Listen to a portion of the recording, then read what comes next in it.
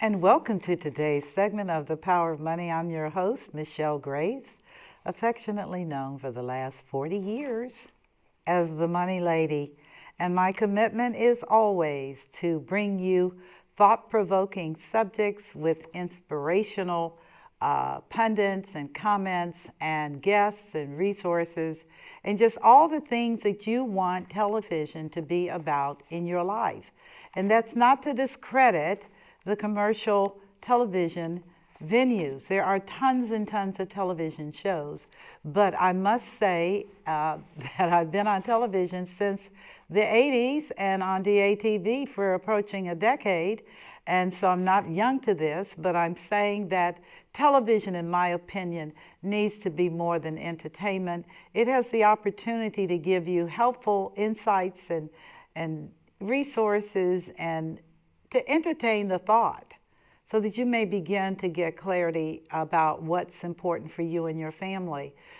Make no doubt about it, viewers, we're living in times that have never, ever, ever, ever been seen before.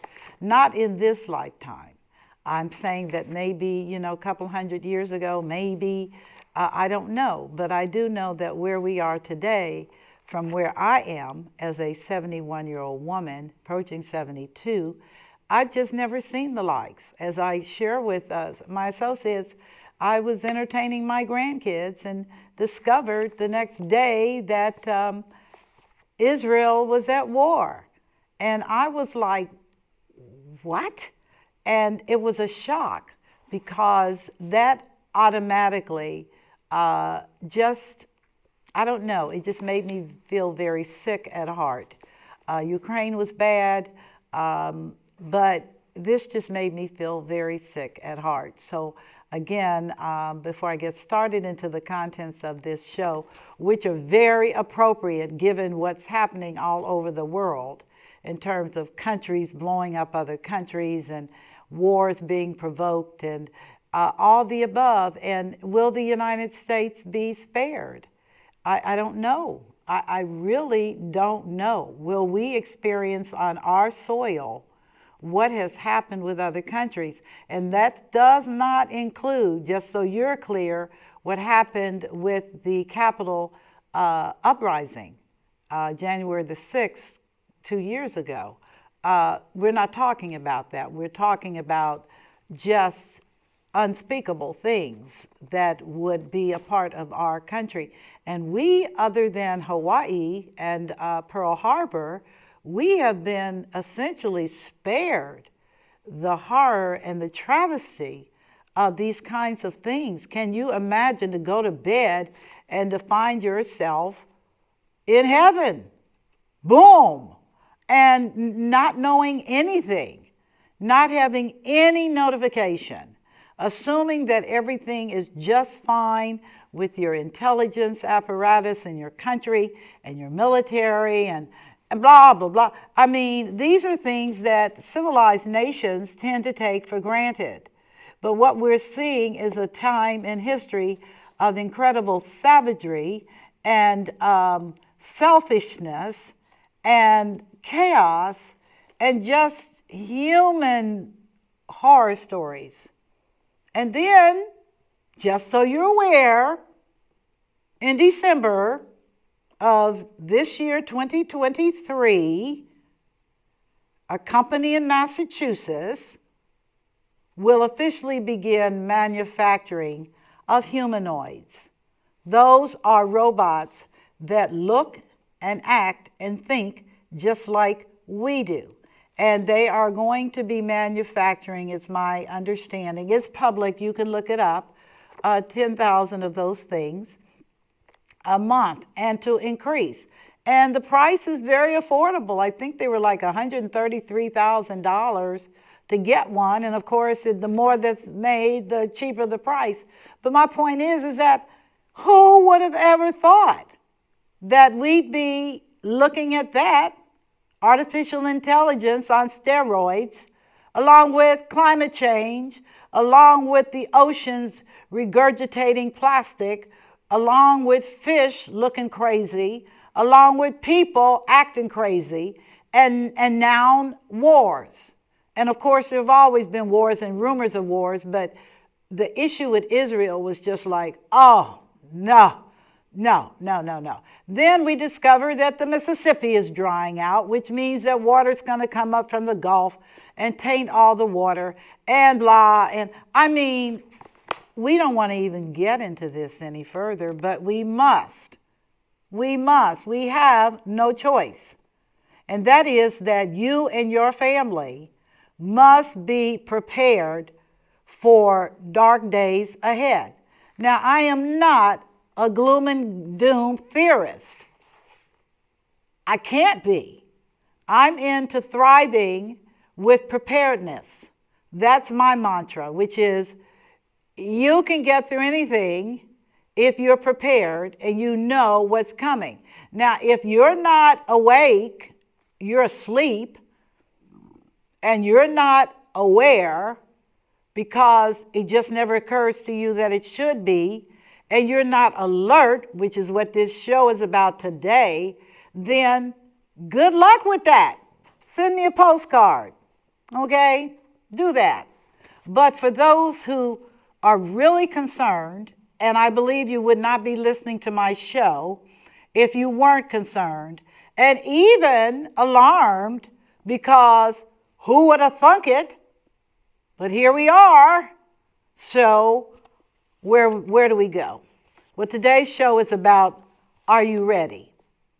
And it's about setting systems into place in case disaster strikes. And disaster can come in many ways. The most glaring is, of course, with wars. And wars have happened with increasing frequency all over the world. And I see no reason to believe that they're going to let up. And therefore, people need to be prepared for that. Not with a spirit of fear, because you can't be fearful if you're prepared. When it comes, you execute. Now, before getting into all the things I'm recommending, and there's a lot, I'm going to say to you right off the bat that I absolutely believe that there's going to be an electric grid failure. We're going to lose lights and power in most of this country at one point or the other. It's going to impact on our entire infrastructure because our infrastructure is more than just internet and people going to work driving electric cars. Electricity governs just about every aspect of our life. Your computers don't work unless you plug them in. And where do you plug them in? To a electrical outlet. Now, you don't do that with your phones, and at a limited basis, you can do research, but your phones still need to be charged. They do, whether it's with Mophie or whether it's in an outlet. It still needs a source, okay, for power. And that is an incredible flaw because, again, without a lot of hoops, you can be paralyzed. Your inability to access information could be compromised. Even at the very best, with your battery packs, you still have to plug them up, period. You do. You have to have a source. So that is a strategic weakness. So what do I propose, at least in the short term, is that you look at getting some type of a generator. I mean, seriously, getting a generator to cover you for that loss. And they have come down in price significantly.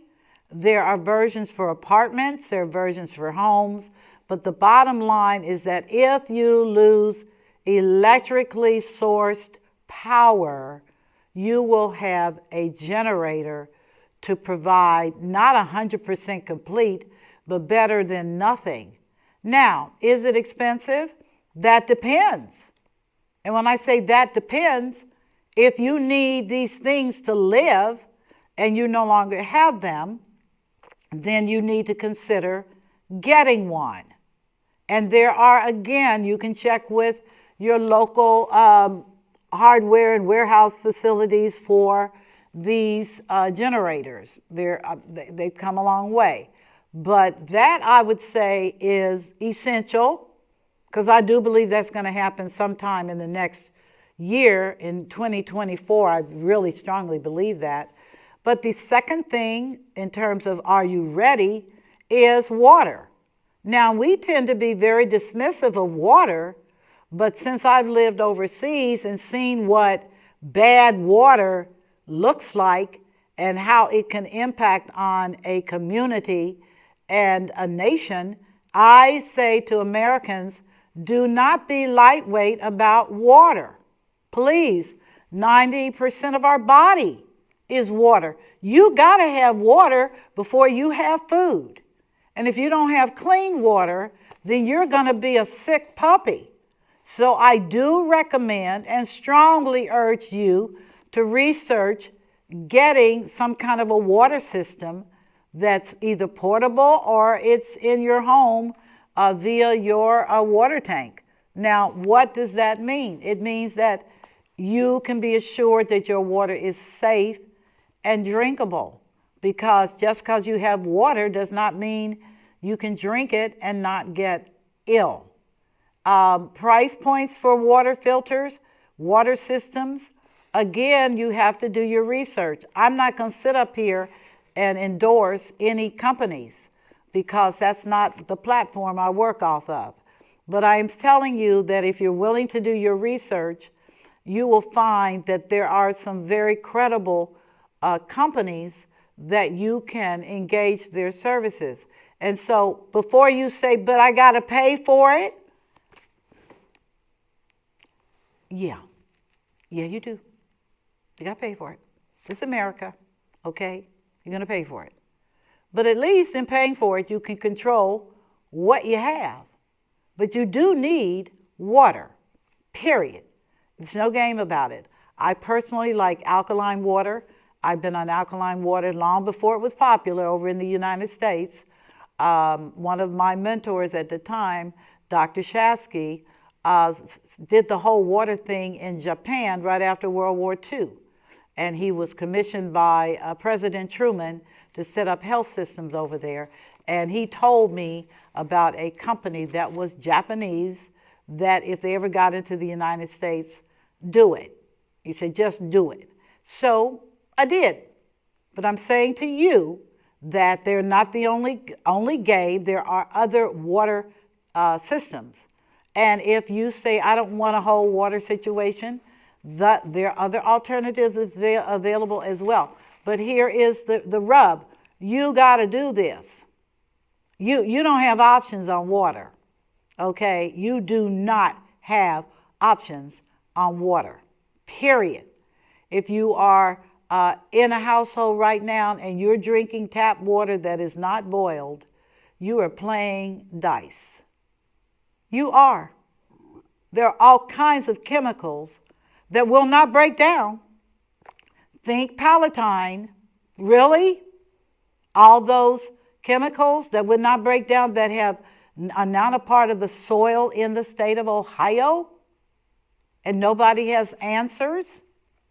And my answer to you is, you better get a water filtration system so that you don't have two heads when you wake up in the morning. That would be helpful, okay?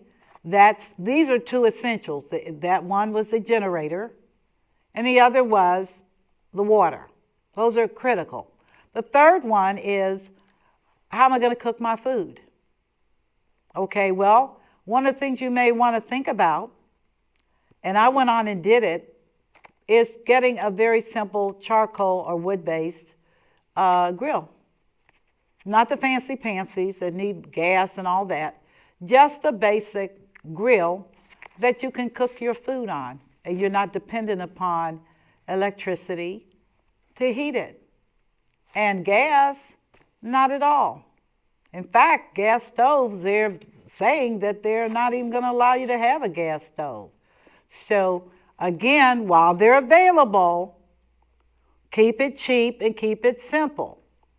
Get a charcoal-based grill that you can use wood with, Or you can even use briquettes, charcoal briquettes, and heat your food and cook your vegetables as well. Okay? That's the third thing I've mentioned. So we've got the electric generator, we've got a water treatment system for your home or your apartment, or you can do portable, but I don't know what you're going to do when it's time to shower. Okay, because the shower is not a clean experience. I mean, it isn't, as it is for most people right now, unless they have a shower head that has a filtration system on it, and they do have them, and they have very good evaluations, but that's where you are at the water, and then of course your charcoal. So those are three things that are necessary for you. The fourth thing is to consider getting your vegetables from your local farmer markets, or grow them yourself.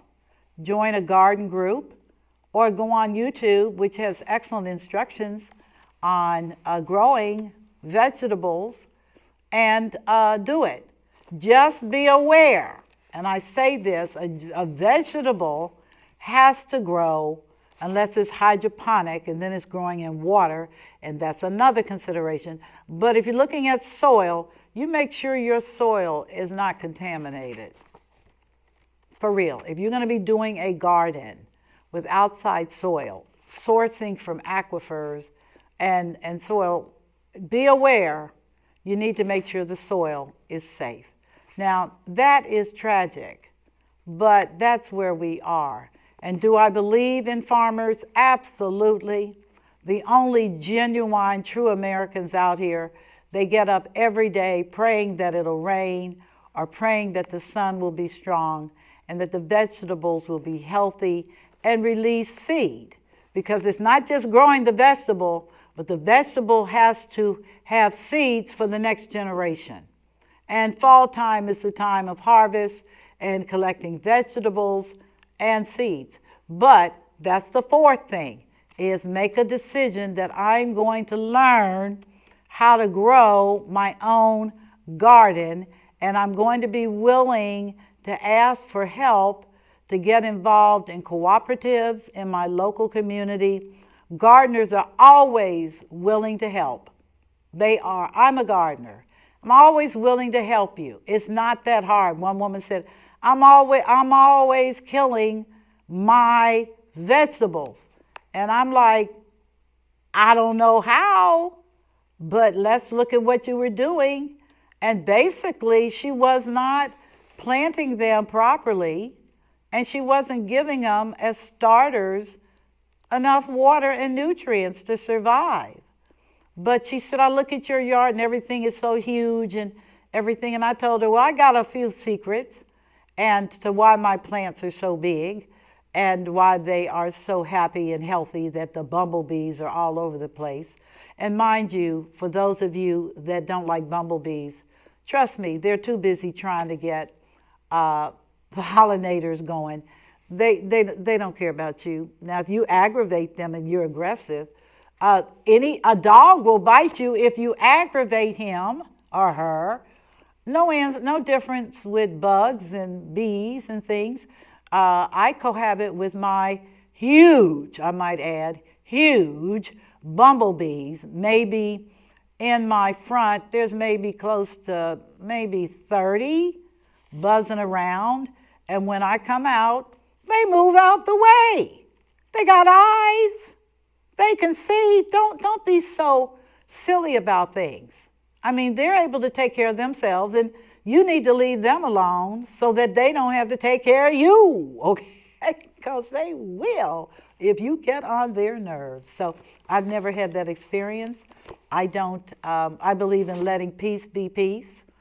Don't shake up nothing and be okay. So again, those are my recommendations that you can put into place right now. And that is to, again, as to repeat, you want to deal with the electrical grid crisis, which I believe is imminent. I mean, we've had some, oh my goodness, but I really believe this is going to happen as an act of sabotage globally. And we're going to be impacted. And yes, the technology is already there to make sure that happens. It's up to you to deal with it and to take care of it for your own family.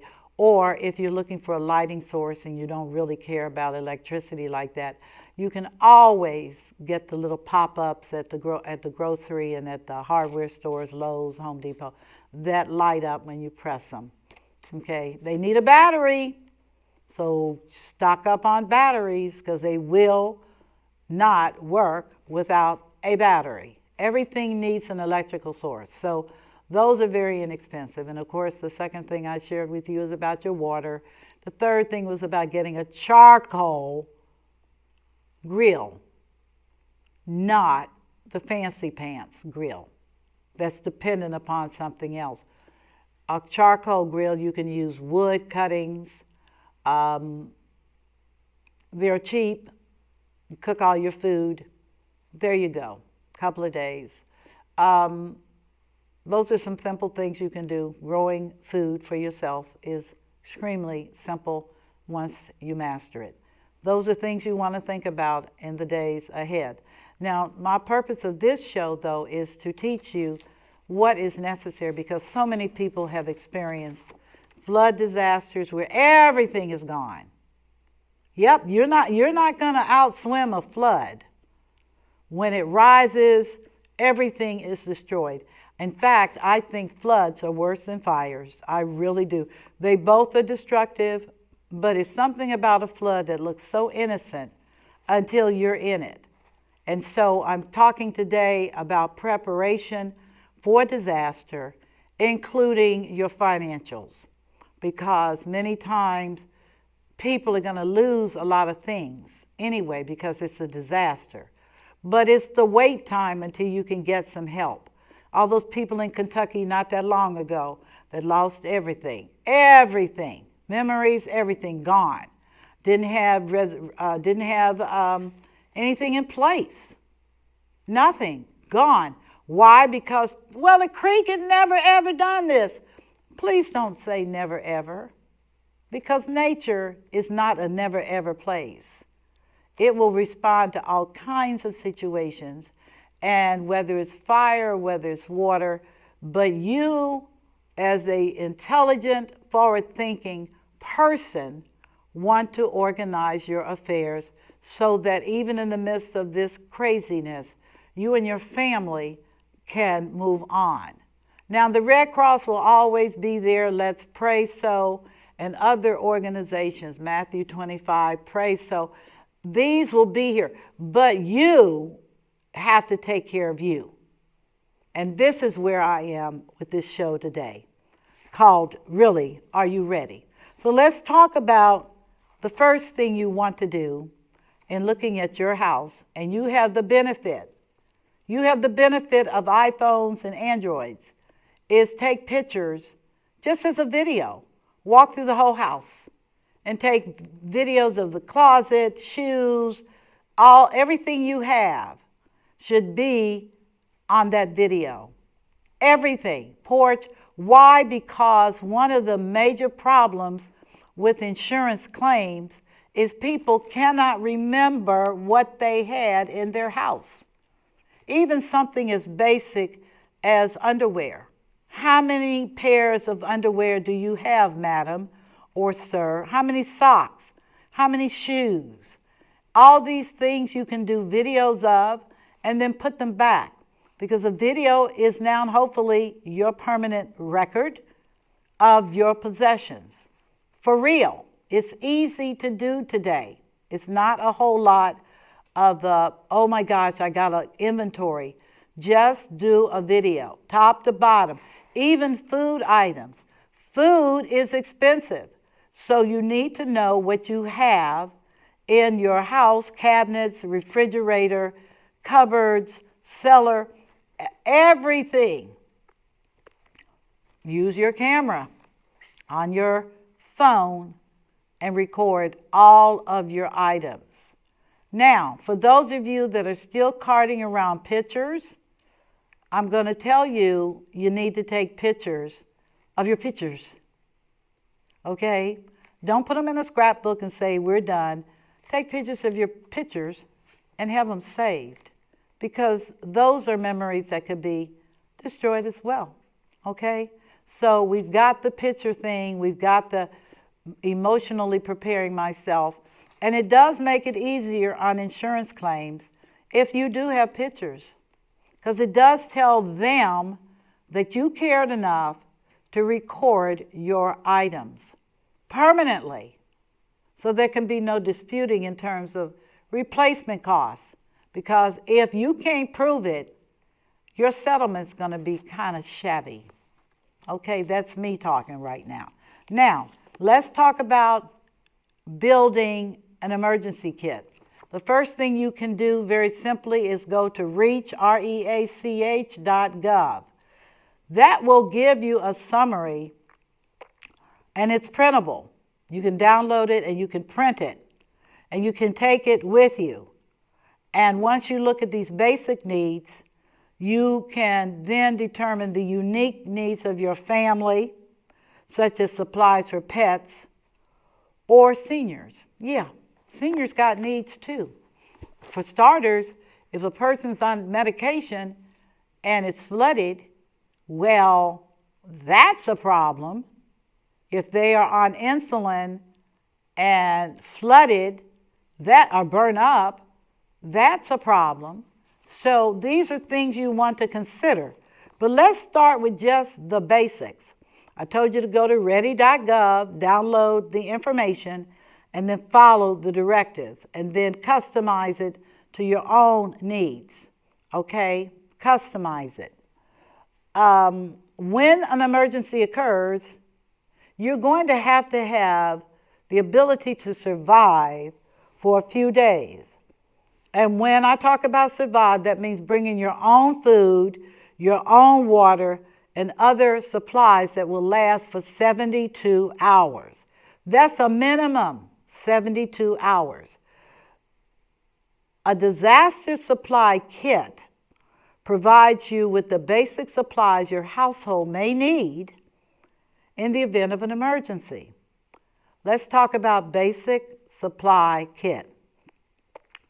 The first thing you want to make sure is that all of your items are stored in airtight plastic bags. Did you hear me? Airtight plastic bags. And put your entire disaster supply kit in 1 or 2 easy-to-carry containers, such as plastic lids or double bags, and make sure they seal tight. Because, again, if water gets in, then you have a problem. So let's start with, these are just recommendations. I have my emergency kit. I also have emergency food. I do. And what do I have as emergency food staples? Rice. I mean, I've seen overseas what they do. Rice, flour, cornmeal, oil. You can make with those 3 ingredients pancakes, corn muffins, and cook your meat on the grill. If it's coated with flour, lightly coated, you can cook it. Aluminum foil, a couple of rolls of that. But let's start with a basic kit. And again, you don't have to take my word for it. You can go to internet. There are a couple of resources I'm going to cover in the time I have left so that you can get these for yourself. So you want to bring in the area of water, 1 gallon of water per person per day for at least 3 days. And that's for drinking and sanitation. Okay? If there's a flood, you don't know what the quality of the water is going to be in your pipes if you are a water drinker from pipes. Okay? With food, you want to bring, again, at least a 3-day supply of food, non-perishable food. Don't bring food that's going to go bad. Okay? Please don't. Bring food that's not going to go bad. All right? You want to bring or have with you a hand crank radio and an NOAA weather radio with tone alert. I got one of those. A friend of mine gifted me that. Ex-military man, is into strategic operative stuff. And he said, you don't have one? I said, no, he sent me one. And I appreciate it because the alert does go on when something is happening weather-wise in the area. You want a flashlight. You want a first aid kit. You want extra batteries of all sizes. You want a whistle to signal for help. Yeah, a whistle. You want a dust mask. Yeah, what we wore during COVID. And what I'm back to wearing now because COVID is back. It will help filter contaminated air, and plastic sheeting and duct tape to shelter in place. Plastic sheeting is probably one of the most affordable options. Duct tape I love because you can use it for any and everything. Very, very, very efficient.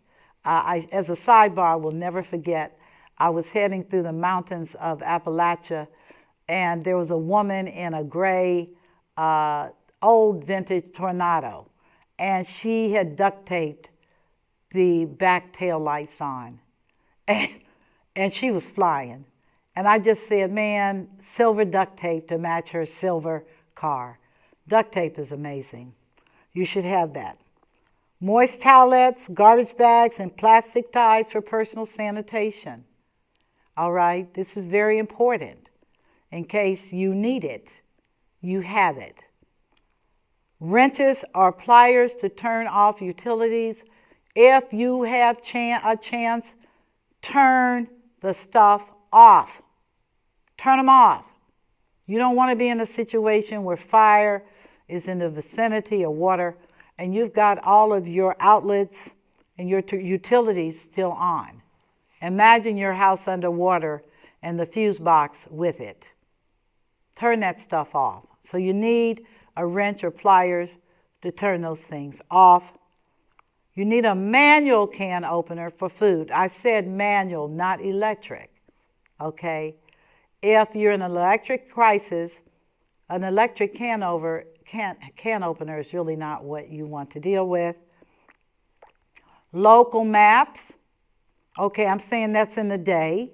You got GPS, but this is your fallback, your local maps. You need a cell phone with chargers and a backup battery. Now that seems really simple, except people don't do it. They have cell phones, but then they go dead and they don't have a backup, and there you go. So please keep that active. You don't need that in an emergency kit. You need to always have backup batteries for a cell phone. You need to download the recommended supplies list. That's again, it's in a PDF platform. You can download it and you can read it.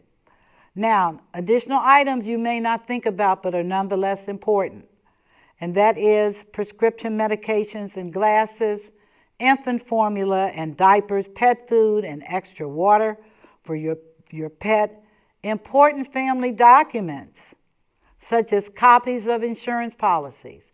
That's right. People don't have them without a flood or without a fire. They forget where they put them.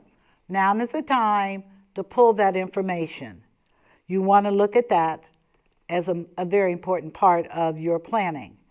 You also want to look at identification and bank account records. And you want them to be in a waterproof portable container. Cash or traveler's checks, such as first aid, books, sleeping bags, or warm blankets for each person. Consider adding bedding if you live in a cold weather climate. Complete change of clothing, including long johns, sleeve shirts, long pants, and sturdy shoes. You don't want to be a fashionista in a flood, okay? You want heavy-duty workhorse boots for you, and make sure you have them for your family as well. Again, if you live in a cold weather climate, like what they're experiencing in Maine and other parts of this country, you need to make sure you have packed away some cold weather climate clothing. Now, you also want to make sure you have chlorine bleach and medicine droppers. Those are important and often overlooked. If you dilute the chlorine bleach with 9 parts water, you can use it to treat water. Yeah, you can. If you remember 16 drops of regular household liquid bleach per gallon of water. Do not use scented color or regular bleaches with added cleaners. You just want bleach, straight, simple bleach on a 16 part. Fire extinguisher matches in a waterproof container. Yeah, waterproof. Feminine supplies and personal hygiene items, mess kits, paper cups, plastics, and plastic utensils. Those are very important. I have a big container of those. Paper towels, paper, pencils, books, games, puzzles, and other activities for children. Right, you've got to keep the children busy, or else they're going to be busy with you. So if you can have these things to keep them preoccupied, important. Women, don't forget your feminine and hygiene products. Have those packed as well. Additional emergency supplies. And again, if I'm going too quickly, you can always go to the government website, reach.gov. Now, consider adding these other items to your emergency supplies. Prescription medications. Yeah, you probably didn't think of that, but you're going to need them, okay? Water, fire, all of the above, you're still going to need them. Non-prescription medications such as pain relievers, anti-diarrhea medication, and antacids and laxatives. Yeah, you are. You're going to need glasses and contact lens solution. Yeah, these are practical things that are very important. Infant formula bottles, diapers, wipes, diaper rash cream. You're going to need pet food and extra water for your pet, whether it's a kitty or whether it's a dog. You're still going to need those things. You're going to need, of course, cash and traveler's checks. And again, as I said earlier, your important family documents that are critical, absolutely critical, including your insurance policies. A sleeping bag or warm blanket for each person. A complete change of clothing, depending upon the climate, and sturdy shoes. Okay? Your fire extinguisher. And if you don't know how to use it, go to the fire station with your extinguisher and have them to show you. They will. They'll be happy to show you how to use it. Because what you don't want is to have one and you don't know how to use it and there's a fire. Okay? Although I learned this weekend that if there is a fire, that you need to get out the house. That's what the fire department in one of the municipalities did, an open house. And they said, if your TV catches on fire, this is a sidebar. You don't need to be in there trying to put it out. You need to get out and call 911 immediately. You say, but my house is going to burn down. Well, that's why you took a video of everything in the house. As long as your cell phone doesn't burn up, you should be okay. If it went into the cloud, you can access it anyway. All right? Matches, so important for everything, but make sure it's in a waterproof container. Yeah, because what can a wet match do for you? Not much. So you want to consider that.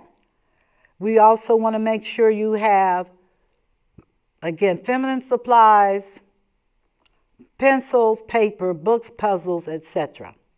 Now, and here's some side comments that I made when I was researching this for the show.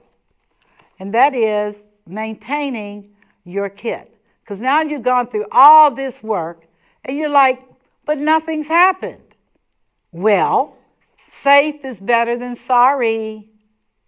Did I say it right? Safe is better than sorry. Keep your canned food in a cool or dry place. Okay, so if you have canned food, keep it in a cool or dry place. I myself keep most of I have a backup refrigerator freezer in my basement, and I have the items in there as well. Now here is the catch. If the basement floods, will my items be okay? And I'm going to tell you truthfully, they won't be. But anywhere I put in that basement, if it floods, I'm in trouble. So I'm going to take the high road and keep them in the refrigerator, freezer, in a sealed environment, prayerfully knowing that a flood will not blow up my food or fire will not burn it up. You want to store boxes of food, boxed food, it's like cereals and other things, pasta, in tightly closed plastic or metal containers. Okay, and you say, well, I don't like plastic. Well, look at metal as an option, okay? Replace expired items as needed. Again, replace expired items as needed. Expired is really the government's way of protecting the consumer from any kind of bacteria that may be inside of that container, that metal container. So it's not that the government's got a bad day with the manufacturer, it's to protect you. Okay, now I know for a fact that some vegetables last forever. And, again, if you will Google that question, it'll give you an answer. What vegetables will not perish? Type that in and see what comes out of it. And every year I recommend updating your family's need list because things do change. All right? Now, where are you going to put this kit? At home, you keep it in a designated place and have it ready in case you have to leave your home quickly. And I'll say this again, most people have encountered, that's why they're called catastrophes, because they come in quickly. When I think about Katrina, the breach of in New Orleans, the breach where everybody all of a sudden was completely underwater. Oh, horrible, disastrous. But they had been warned that this thing was a bad boy. And they figured, I'll ride it out. Well, when the dam breached and everything, New Orleans is under sea level anyway. And here we go. What a horrible story. And then people going to the stadium with no food and no anything and no water. Horrible. Preparedness could have protected many people. It really could have. In a vehicle, make sure you keep, in case you're stranded, you keep a kit of emergency supplies in your car, in the trunk of your car. Do that. At work, be prepared to shelter at work for at least 24 hours. And that is your work kit should include food, water, and other necessities like medicines, as well as comfortable shoes in case you get a grab and go situated, meaning you got a carry pack. And I'll tell you the one I love, IKEA, and I don't even know if IKEA does it anymore, but I used to buy those IKEA Ziplocs and I'd stuff them. And they're easy, they're thin, lightweight, and they were incredibly inexpensive at that time. Something like that to keep at work. If there's a question as to what is this by your manager, you can just simply say, this is my emergency care kit. and let him or her laugh about it until they need it. Now, let me talk to you about financial preparedness tips. And then I'm going to talk about seniors, and then we're going to wrap up. I'm going to give you some other resources that you can go to and check out.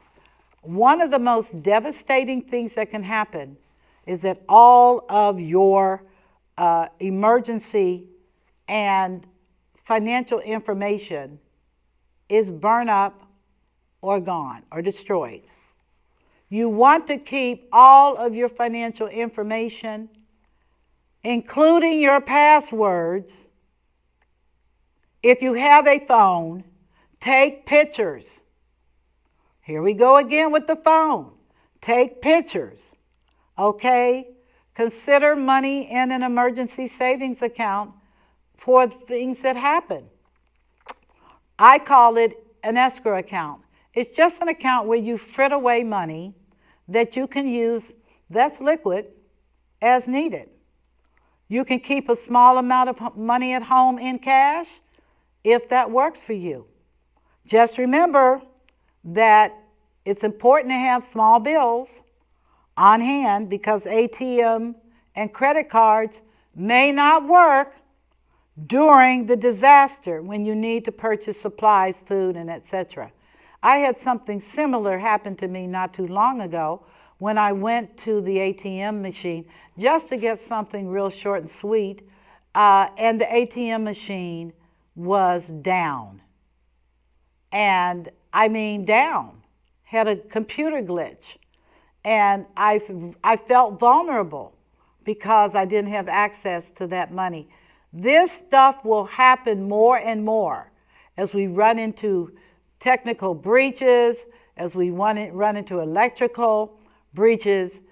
So keep a little money, under $200, at home, somewhere in a waterproof container that you can access when you need things. Very, very important. You need to obtain, if you haven't done so, property insurance on your home, as well as if you're a renter, same thing. You also need to make sure you have health insurance and life insurance. Very important in the days ahead, including for your children or your grandchildren if you don't think your children are going to do anything. Life insurance is critical and very inexpensive for children. Why do they need it? Because at some point in their life, they may become uninsurable, and at least they have that. The other thing is, like it or not, children do transition, and you will have that as well. And the final thing is that if it's a traditional policy, you will have cash value that they can use in the future to buy a car, to help with college, and even down payment on a home. I'm going to try to finish up here really quickly because my producer says my time is running out. So I'm going to whiz through and try to give you some other resources that you can check out besides the ready.gov. And again, I appreciate you listening in. I know you say to yourself, this is a lot of information, but no, it isn't. Not when you need it. Very important. You want to go to Mayo Clinic, one word, all caps, .org /first aid kits /the basics. It'll give you additional supplies that I may have omitted in the course of that. In fact, it's very thorough, very, very thorough in terms of the information that particular platform provides you as well. So I'm sharing all that, the ready.gov and the mayoclinic.org, to remind you, before I forget, make sure you have super glue in addition to duct tape. Make sure you have a rubber torque net. And why? Because you may need it for an emergency. Cotton balls, petroleum jelly, scissors, and tweezers. The list is exhaustive. That's on the Mayo Clinic site. So you want to check with that as well. And one final note, don't ever give aspirin to a child. And the other thing I'm going to say before I sign off today is make use of your cell phone.